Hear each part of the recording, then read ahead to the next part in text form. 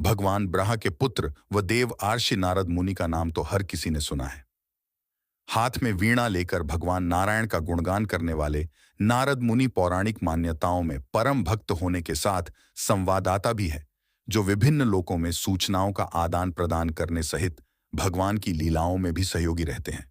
पर बहुत कम लोगों को पता है कि बाल ब्रह्मचारी नारद मुनि भी अपने पूर्व जन्म में विवाहित थे, जिन्हें ब्रह्मजी ने ही श्राप दिया था।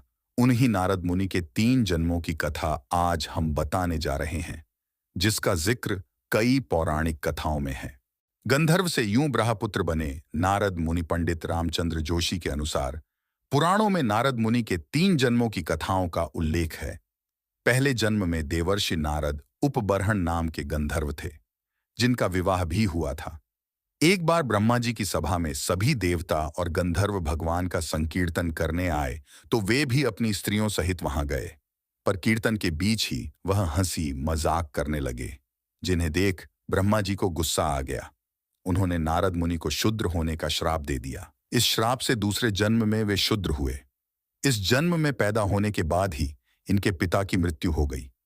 इनकी माता दासी का कार्य कर इनका भरण पोषण करने लगी। एक दिन उनके गांव में कुछ महात्मा चातुर्मास बिताने आए, तो नारद जी ने उनकी खूब सेवा की। इससे उनके सारे पाप धुल गए। जाते समय महात्माओं ने प्रसन्न होकर उन्हें भगवान नारायण के नाम का जप व उनके स्वरूप का ध्यान करने का उपदेश दिया। एक दिन सांप के काटने से इनकी मां भी चल बसी, तो ये अनाथों के नाथ दीनानाथ का भजन करने के वन में चले गए। एक दिन जब नारद जी पीपल वृक्ष के नीचे बैठकर भगवान का ध्यान कर रहे थे, तब अचानक भगवान इनके हृदय में प्रकट हो गए। पर अपना दिव्य स्वरूप दिखाकर वे जल्द ही अंतर्धान हो गए।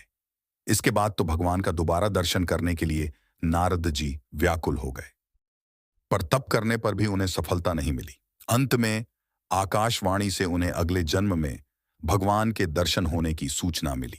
इसके बाद समय पाकर मृत्यु होने पर कल्प के अंत में वे ब्रह्मा जी के मानस पुत्र के रूप में अवतरित हुए, जो भगवान के सर्वश्रेष्ठ भक्त बन उनका गुणगान करते हुए विचरण करने लगे।